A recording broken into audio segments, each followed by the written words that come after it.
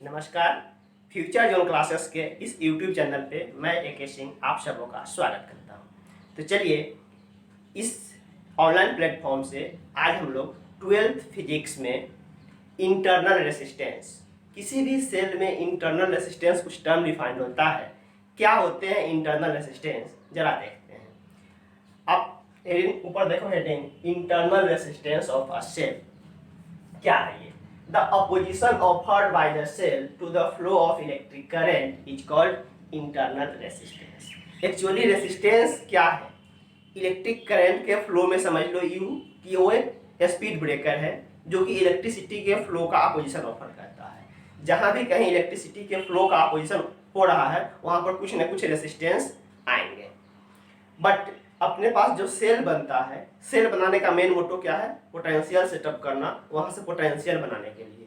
लेकिन due to manufacturing defects या something कुछ इंटरनल कॉज के कारण उसमें भी कुछ ना कुछ इलेक्ट्रिसिटी के फ्लो में अपोजिशन ऑफर होता है। तो अगर कुछ ना कुछ अपोजिशन ऑफर हो रहा है तो कुछ ना कुछ रेसिस्टेंस बन जाएंगे। चूंकि ये रेसिस्टेंस बैटरी के अंदर है, सेल के अंदर है, इसलिए इसका हम लोग नाम डाले हैं इंटरनल रेसिस्टेंस। इंटरनल रेसिस्टेंस को हमेशा हम लोग स्मॉल आर से दिखाते हैं। जरा समझेंगे इसमें क्या क्या फंडा है। इसमें कुछ चीज लिखिए, it is denoted by small R. और टेक्निकली इसको लिखते कैसे हैं? ये आपके पास बैटरी है, ये आपके पास सेल का सिंबल है, ये सेल का एनोड पार्ट है, ये कैथोड पार्ट है। जस्ट कैथोड पार्ट के बगल में एक छोटा सा रेसिस्टेंस दिखाते हैं सिंबॉलिकली। एक्चुअली ये रेसिस्टेंस बैटरी के अंदर है, एनोड और कैथोड के बीच में ये रेसिस्टेंस है, बट सिंबॉलिकली हम कैथोड के बगल में एक स्मॉल आर छोटा सा रेसिस्टेंस दिखाते हैं। और ये पूरा कंबाइंड, ये पूरा अपना सेल है, सेल ये पूरा है। सेल के बाहर जो टर्मिनल्स है वो टर्मिनल्स ये रहे, तो सेल के अंदर ये रहा आपके पास सिंबॉलिकली इंटरनल रेसिस्टेंस कैथोड वाले साइड में स्मॉल आर। अब आप इसको डायग्राम्स बनाने की कोशिश करोगे तो गौर से देखो, ये कोई एक सेल, इसमें एक दो, ये दो इलेक्ट्रोड हो गए, जिसको हम एक को एनोड बोल रहे हैं, एक को कैथोड बोल रहे हैं। बाहर में एक लोड रेसिस्टेंस आर है। अगर करंट ऐसे जनरेट हो रहा है मतलब ये प्लस टर्मिनल है और ये माइनस टर्मिनल है। इसके अंदर इलेक्ट्रोलाइट भरा हुआ है, इसके अंदर इलेक्ट्रोलाइट भरे हुए हैं। इस कैथोड और एनोड में आप डिस्कस कर लो तो इस एनोड और कैथोड में अगर हम कुछ डिस्कस कर दे तो ये इसके सेपरेशन है, एनोड और कैथोड के बीच के ये सेपरेशन डी है, इसका एरिया ए है। तो एक्चुअली आप यहां से ऐसे करंट फ्लो करा रहे हो, इस डायरेक्शन में आप करंट फ्लो करा रहे हो बैटरी में। ये आपका सेल है, ये पूरा सेल है जिसका ये एनोड और ये कैथोड है, दोनों का एरिया सेम सेम है।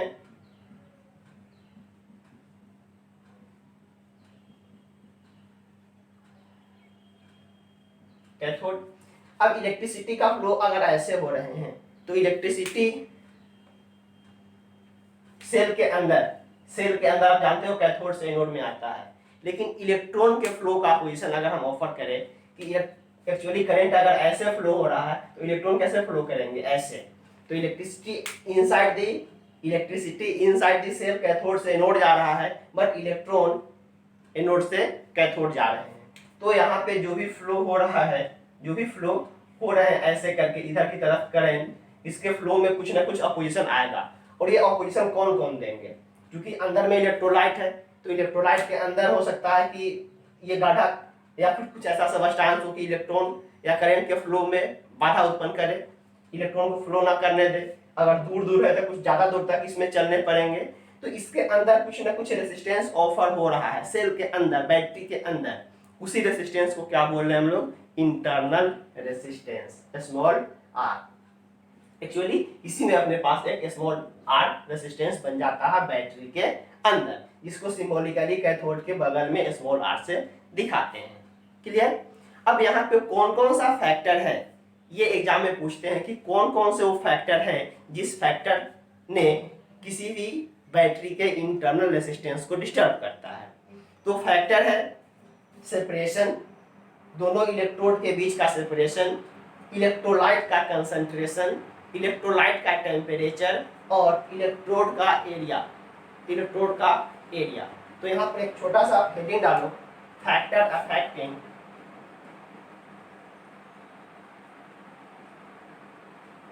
factor affecting the resistance या internal resistance, internal resistance। वो कौन कौन सा फैक्टर है जो किसी भी सेल के इंटरनल रेसिस्टेंस को प्रभावित कर रहा है? पहला कंसंट्रेशन, concentration of इलेक्ट्रोलाइट के कंसंट्रेशन पे, इलेक्ट्रोलाइट के कंसंट्रेशन का आप गौर से पहले समझेंगे। 4 फैक्टर है, एक इलेक्ट्रोलाइट का कंसंट्रेशन, इलेक्ट्रोलाइट का टेम्परेचर, इलेक्ट्रोड के सेपरेशन और इलेक्ट्रोड का एरिया। इलेक्ट्रोलाइट मतलब इसके अंदर जो केमिकल भरे हुए थे वो केमिकल। अब हमें अगर इलेक्ट्रॉन के फ्लो में बाधा उत्पन्न हो, अगर इलेक्ट्रॉन के फ्लो में रुकावट आए तो रेसिस्टेंस बढ़ जाएंगे, क्योंकि हमें रेसिस्टेंस का मतलब क्या है? अपोजिशन ऑफ इलेक्ट्रॉन, इलेक्ट्रॉन के फ्लो का अपोजिशन। अगर यहाँ पर कंसंट्रेशन बढ़ाते हैं, इलेक्ट्रोलाइट का कंसंट्रेशन बढ़ाते हैं, मतलब धीरे धीरे क्या होगा? गाढ़ा होगा। कंसंट्रेशन आप पढ़े होंगे केमिस्ट्री में, कंसंट्रेशन का मतलब क्या होता है? समय के साथ उसका मोलिक्यूल्स, नंबर ऑफ मोल्स बढ़ने के पर्टिकुलर वॉल्यूम में। तो अगर इसे हम कंसंट्रेशन बढ़ाते हैं तो क्या होगा? धीरे धीरे समय के साथ वो इलेक्ट्रोलाइट गाढ़ा होगा। अगर गाढ़ा होंगे तो उसमें इलेक्ट्रॉन का फ्लो अब क्या होगा? जल्दी जल्दी नहीं हो पाएंगे। अगर इलेक्ट्रॉन का फ्लो जल्दी जल्दी नहीं हो पा रहा है, मतलब क्या होगा? रेसिस्टेंस बढ़ेंगे। मतलब यहाँ पर लिख सकते हो internal resistance directly proportional to concentration or directly proportional to C. जैसे जैसे कंसंट्रेशन बढ़ाएंगे इलेक्ट्रोलाइट गाढ़ा होगा, उसमें इलेक्ट्रॉन का फ्लो डिस्टर्ब होगा, रेसिस्टेंस बढ़ जाएगा। तो कंसंट्रेशन ऑफ इलेक्ट्रोलाइट के डायरेक्टली प्रोपोर्शनल आर, कंसंट्रेशन जैसे जैसे बढ़ाएंगे रेसिस्टेंस क्या होगा? बढ़ेगा। पहला टर्म है कंसंट्रेशन डायरेक्टली। दूसरा टर्म है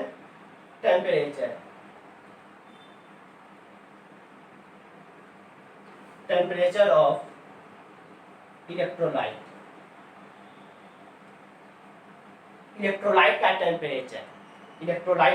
टेम्परेचर। आप जानते हो टेम्परेचर का कंसंट्रेशन के साथ इनवर्सली का रिलेशन आता है, केमिस्ट्री में पढ़े होंगे। अगर हम टेम्परेचर बढ़ाते हैं तो कंसंट्रेशन डाउन होता है और टेम्परेचर घटाते हैं तो कंसंट्रेशन राइज होता है। अब आप देखो समय के साथ टेम्परेचर क्या हो रहा है? अगर बढ़ा रहे हो टेम्परेचर, अगर आप बढ़ा रहे हो तो समय के साथ इलेक्ट्रोलाइट क्या होंगे? पतला हो जाएंगे। इलेक्ट्रोलाइट धीरे धीरे पतला होगा तो उसमें इलेक्ट्रॉन का फ्लो उतना ज़्यादा डिस्टर्ब नहीं होगा जितना कि पहले हो रहा था। क्लियर? तो अगर रेसिस्टेंस, अगर उसमें अपोजिशन कम ऑफर हो रहा है तो क्या होगा? रेसिस्टेंस घट जाएंगे। तो टेम्परेचर बढ़ाने के साथ रेसिस्टेंस का वैल्यू टेम्परेचर बढ़ाने के साथ साथ घटता है। मतलब टेम्परेचर के साथ रेसिस्टेंस का इनवर्सली रिलेशन आता है। तो यहाँ लिख सकते हैं सेंटेंस बाय इंक्रीजिंग द, इस दोनों में आप सेंटेंस में मेंशन कर लो, यहाँ पर हम नहीं लिख रहे हैं। By increasing the concentration resistance increases, यहाँ पर मेंशन करोगे by increasing the temperature resistance decreases, by increasing the temperature resistance decreases. 2 factor ये रहे, पहला कंसंट्रेशन और दूसरा टेम्परेचर। लिखिए इसको।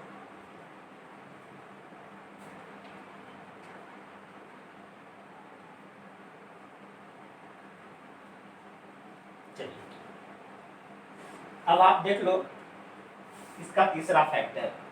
तीसरा फैक्टर है सेपरेशन।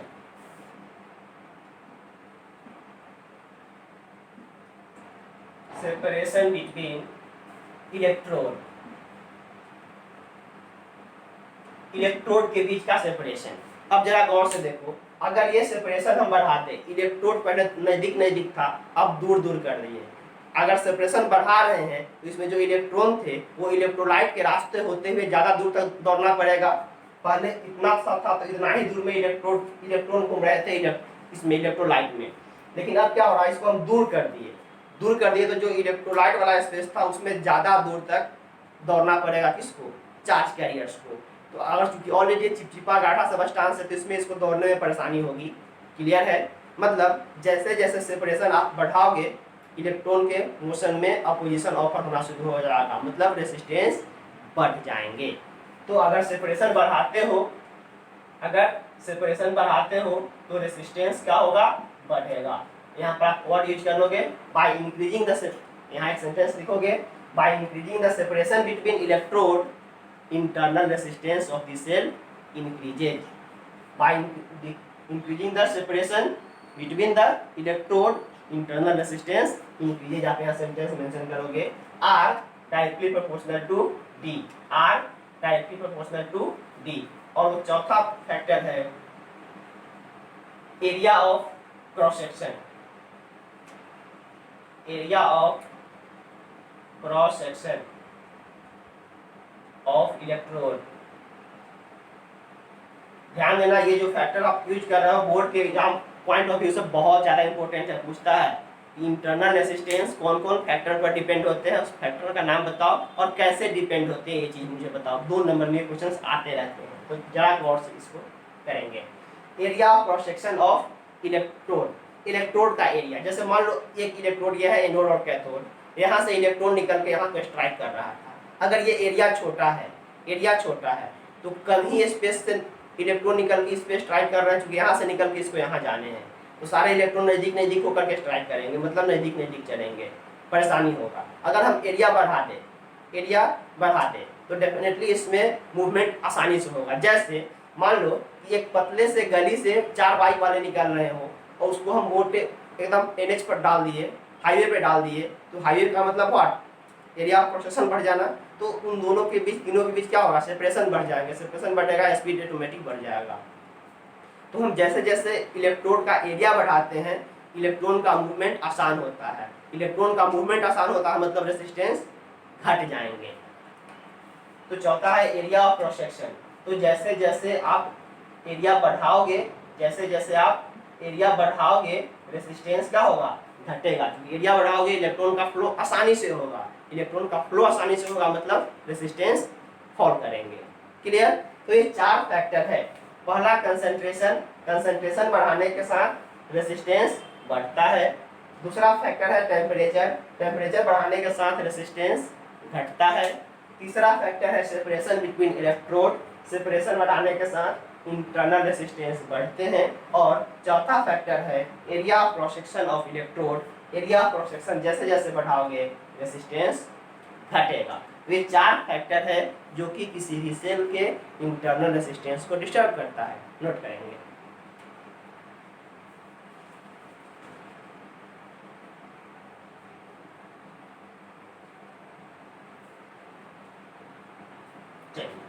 आपने पीछे क्लास में पढ़ा है क्या होते हैं ईएमएफ, जस्ट प्रीवियस क्लास में क्या होते हैं ईएमएफ और क्या होता है पोटेंशियल डिफरेंस। एक बार मैं बस रिमाइंड करा देता हूँ। किसी भी सेल में एक यूनिट पॉजिटिव चार्ज को सर्किट में वंस अराउंड इंक्लूडिंग इलेक्ट्रोलाइट अगर मूव करने में जो वर्क डन करना पड़ रहा है वो वर्क डन क्या कहलाता है, ईएमएफ। और एक पार्टिकुलर पॉइंट से किसी पार्टिकुलर पॉइंट पे जाने में जो वर्क डन करना पड़ता है उसको क्या बोलते हैं, पोटेंशियल डिफरेंस। तो हेडिंग डालेंगे, इसको आप मिटा दो। Relation between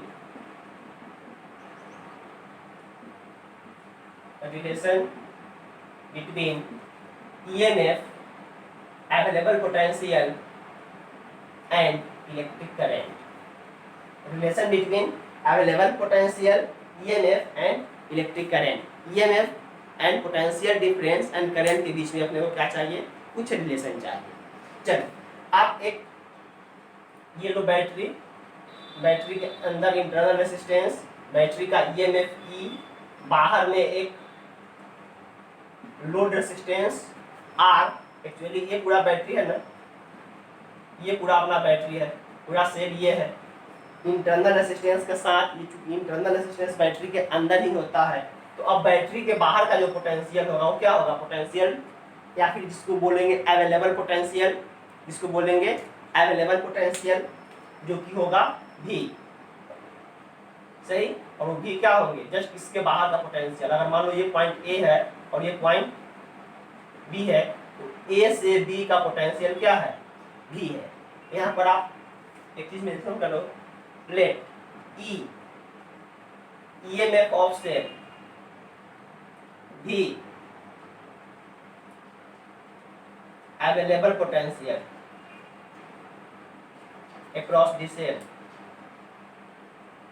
across the cell, small r internal resistance,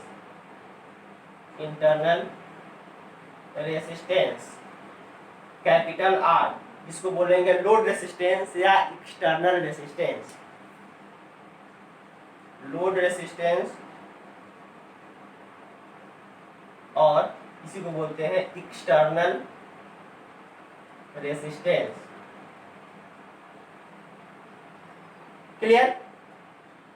एक चीज पीछे क्लास में और आपने पढ़ा है कि किसी भी सर्किट में अगर पोटेंशियल ड्रॉप को मुझे लिखना हो तो पोटेंशियल ड्रॉप नेगेटिव लिखते हैं और पोटेंशियल राइज पॉजिटिव लिखते हैं। यहाँ पर उन चीजों को वापस आप मेंशन कर दो इसी जगह। ऐसे पिछले क्लास में इसी हम बताए थे, आप देखोगे fall of potential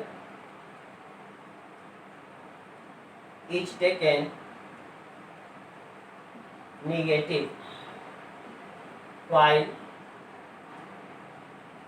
rise in potential is taken positive. कहीं भी पोटेंशियल फॉल का केस आ रहा है मतलब along द करंट, तो पोटेंशियल ड्रॉप नेगेटिव में लिखा आएगा, और पोटेंशियल राइज का केस आ रहा है मतलब अपोजिट टू द करंट, तो पोटेंशियल पॉजिटिव में लिखेंगे, सही। अब हमें R E V और स्मॉल r के बीच रिलेशन चाहिए। आप गौर से देखो, इस पूरे कंप्लीट सर्किट में आप एक बार किसी एक पॉइंट से दौड़ जाओ, ए से एक्चुअली बैटरी ऐसे है तो करंट ऐसे बन के चलेंगे, ऐसे करंट फ्लो होते हुए वापस से इधर की तरफ आ जाएंगी। स्टार्ट करो आप VA से, VA यहाँ पर पोटेंशियल डिफरेंस कितने का होगा, I into R। Potential difference कितने का होगा, I इंटू R। फिर यहाँ पर पोटेंशियल डिफरेंस कितने का होगा, इंटरनल रेजिस्टेंस में I इंटू स्मॉल r। अब यहाँ देखो कैथोड से एनोड, लो पोटेंशियल से हाई पोटेंशियल, पोटेंशियल क्या कर रहे हो, बढ़ा रहे हो, प्लस EMF कितने का है, E इज इक्वल टू कहाँ आ गए, V एट A कैंसिल, ये वैल्यू क्या हो गया, I इंटू R को क्या लिख सकते हो, V, I इंटू R को क्या लिख सकते हो, V। तो ये क्या हो जाएगा, minus V minus IR plus E is equal to 0। आप ये चीज लिख लो, E is equal to V minus IR, E is equal to V minus IR, sorry V plus IR। या फिर आप इस रिजल्ट को ऐसे लिख लो, V is equal to E minus IR। E क्या है, EMF, V क्या है, अवेलेबल पोटेंशियल। तो EMF में से इंटरनल रेजिस्टेंस के कारण जितना पोटेंशियल ड्रॉप होगा ये घटा दो, देन अवेलेबल पोटेंशियल मिलेगा। इस रिलेशन को देख करके आप एक चीज बोल सकते हो, that is available potential is less then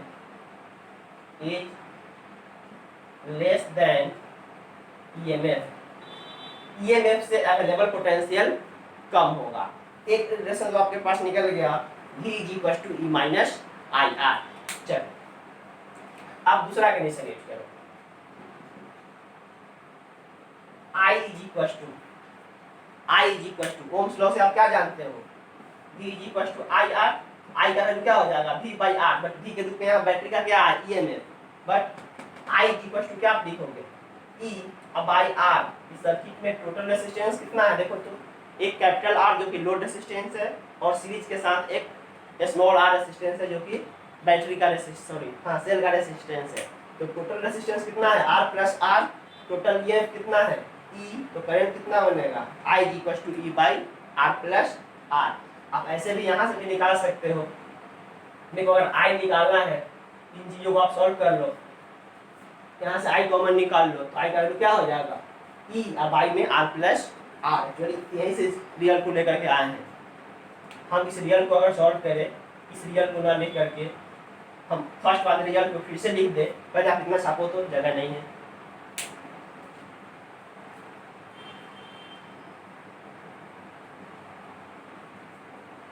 चलिए इधर से हम इसको मिटा देते हैं।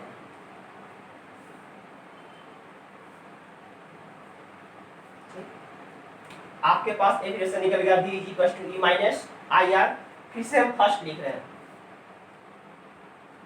फर्स्ट आप इसको बनाओ, यहाँ पे ना आप आई इंटू आर रहने ही दो। नाउ फर्स्ट बिकम्स, क्या हम फर्स्ट को ऐसे लिख सकते हैं, इस दोनों से क्या करो आप माइनस आई कॉमन निकाल लो, माइनस आई कॉमन निकाल लो, तो वैल्यू क्या हो जाएगा R plus R minus I अगर कॉमन निकाल लेते हैं तो R plus R plus E is equal to 0। इसको पूरे टर्म को इधर कर दो, क्या हो जाएगा I into capital R plus small R is equal to E. I का वैल्यू क्या हो जाएगा E by R plus R, E by R plus R, ये निकल गए। फिर भी ई और आई में रिलेशन निकल गया, नोट करिए।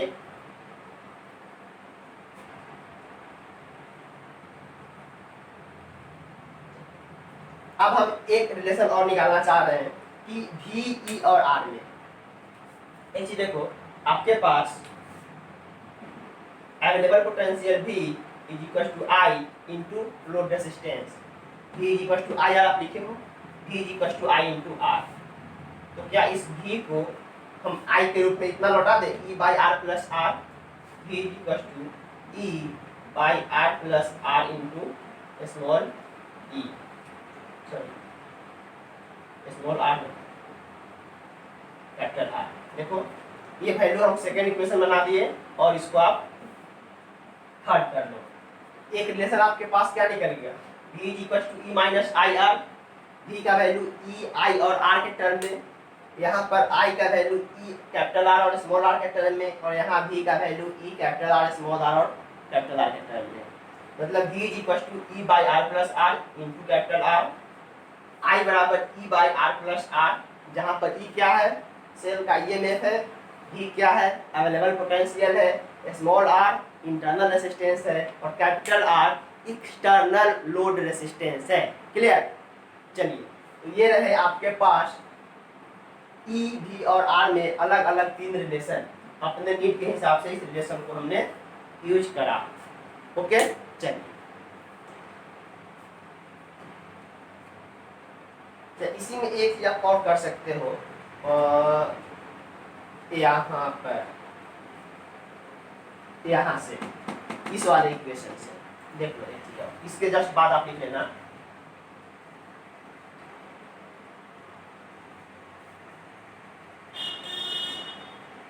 नाउ आपके पास v इज इक्वल टू क्या है e minus I R, v is equal to e minus I R if i is equal to 0, if i is equal to 0 इसका मतलब क्या है स्विच ऑफ, स्विच ऑफ के condition में है। अगर स्विच ऑफ कर देंगे सर्किट से कोई करंट नहीं है, अगर करंट सर्किट से नहीं बन पा रहा है मतलब अभी सर्किट स्विच ऑफ मोड में है, स्विच ऑफ मोड। अगर आई का वैल्यू 0 कर दें मतलब ये इक्वेशन क्या बन जाएगा v equal to E minus 0 गुने आर, कुछ नहीं v इक्वल टू ई। मतलब ओपन सर्किट के केस में जब स्विच ऑफ का मोड हो उस समय अवेलेबल पोटेंशियल और ईएमएफ बराबर होता है। मतलब हम लिख सकते हैं that is in switch off mode, switch off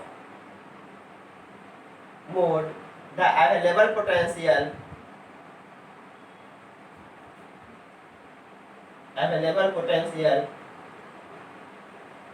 is equal to EMF। जब तक सर्किट में हम स्विच ऑन ना कर दे, स्विच ऑफ रहे, उस समय में सेल का जो ईएमएफ होगा वही उसके अवेलेबल पोटेंशियल होंगे। लेकिन जैसे ही स्विच ऑन किए, आई करंट बन गए, देन अवेलेबल पोटेंशियल ईएमएफ से घट जाएगा। कितना? I times of internal resistance.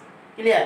तो यहाँ पर ध्यान देंगे कि स्विच ऑफ मोड में, मतलब ओपन सर्किट के केस में, स्विच ऑफ मतलब व्हाट? सर्किट ब्रेकेज है, ओपन सर्किट है, तो स्विच ऑफ मोड में इंटरनल रेसिस्टेंस में कोई करंट होता नहीं है। करंट नहीं होने के कारण जो लोड रेसिस्टेंस होता है वो बैटरी के ईएमएफ के बराबर का ही होता है। क्लियर? नोट करें।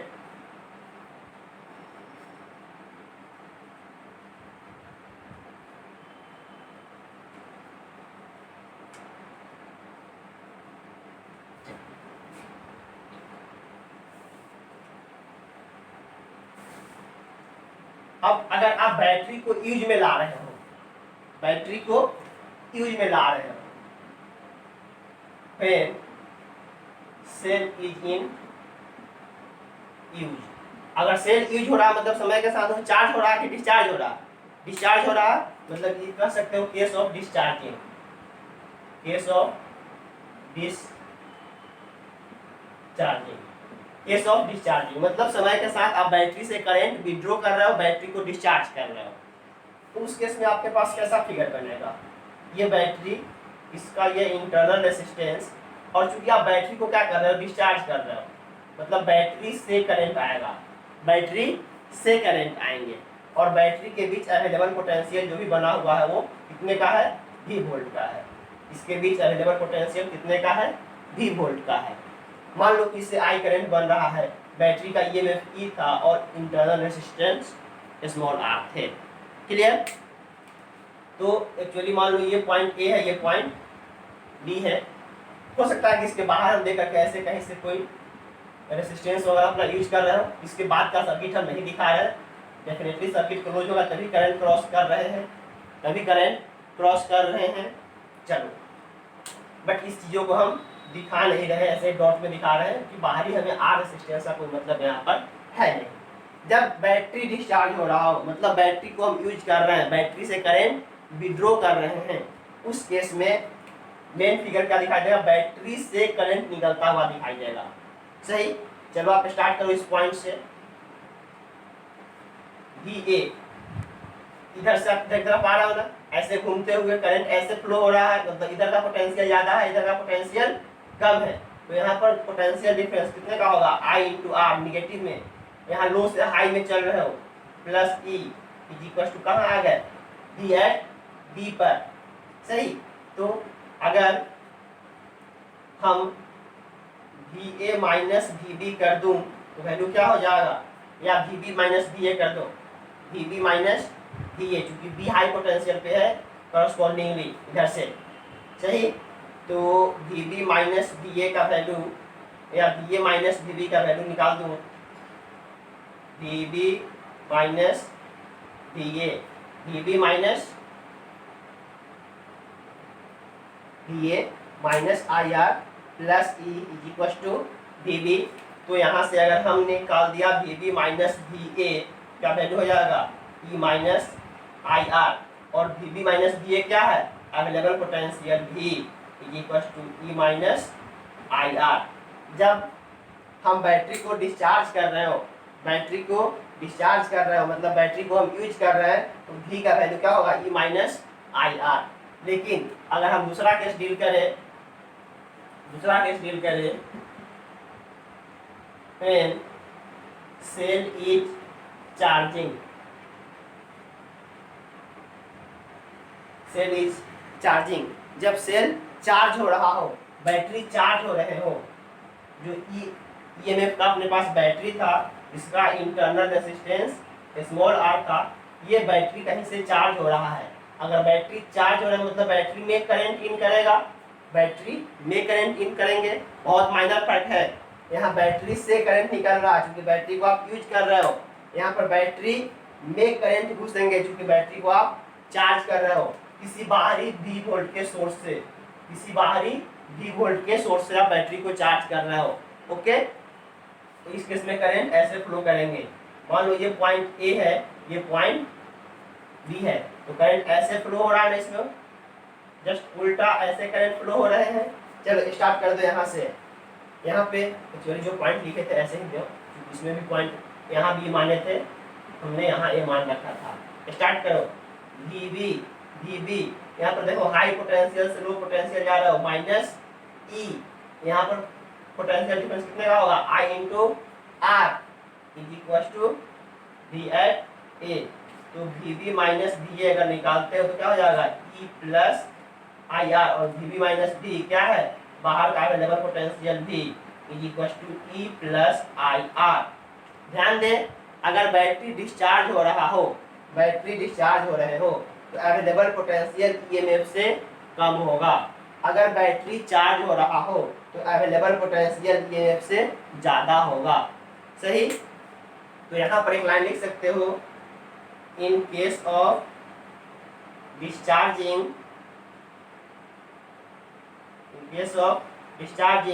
V is less than E, available potential कम होगा EMF से। लेकिन इन केस ऑफ चार्जिंग के केस में देखो अवेलेबल पोटेंशियल V का वैल्यू EMF से ज़्यादा है। बिल्कुल सिंपल सी बात है, हम बैटरी चार्ज कर रहे हैं, अगर 5 वोल्ट के बैटरी को चार्ज कर रहे हैं तो एडिशनल सोर्स जिससे चार्ज कर रहे हैं उसका वैल्यू 5 से ज़्यादा होना पड़ेगा। तो अवेलेबल पोटेंशियल का वैल्यू उस समय बैटरी के EMF से ज़्यादा हो जाता है, और उस समय बैटरी में क्या होंगे, करंट इन करता हुआ दिखाई देगा चार्जिंग के केस में, और जब डिस्चार्ज करेंगे उस समय बैटरी से करंट निकलता हुआ दिखाई देगा। क्लियर। तो कोशिश करते हैं आज का क्लास समझ आया हो, आशा करता हूँ समझ आया ही होगा, क्योंकि स्टेप बाय स्टेप हम चीज़ों को एक्सप्लेन करे हैं। इसमें मेन है आपका इंटरनल रेसिस्टेंस वाला पार्ट, आज की क्लास का इम्पोर्टेंट। इंटरनल रेसिस्टेंस होता क्या है और कौन कौन से वो फैक्टर है जिस पर किसी भी बैटरी का इंटरनल रेसिस्टेंस डिपेंड करता है। तो फिर कल मिलते हैं किसी नए वीडियो के साथ, नए टॉपिक के साथ। तब तक के लिए बाय।